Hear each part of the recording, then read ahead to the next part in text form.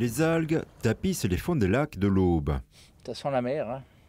Ça sent l'algue. Hormis leur senteur marine, pour la botaniste Émilie Weber, mesurer la variété des algues peut servir d'indicateur de la qualité écologique du milieu.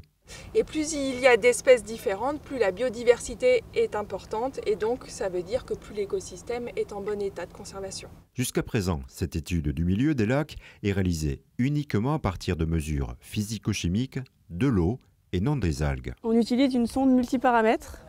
Donc on plonge dans le cours d'eau ou dans le plan d'eau et qui nous permet d'évaluer de façon assez rapide plusieurs paramètres de la qualité de l'eau. Le pH, la conductivité, la turbidité et l'oxygène. C'est important de pouvoir évaluer la qualité de notre écosystème et la biodiversité autour de nous, puisque c'est en plus de l'eau qui peut être puisée justement pour l'eau potable ou pour l'eau de baignade. Donc un bon état écologique permet quand même d'avoir un support intéressant. Depuis 3 ans, le PTB Seine-Grand Lac et le Conservatoire botanique national du bassin parisien ont lancé un projet commun pour comparer, voire trouver des indicateurs entre ces deux types de mesures. Les outils pour mesurer la qualité des eaux sont faits pour des milieux naturels.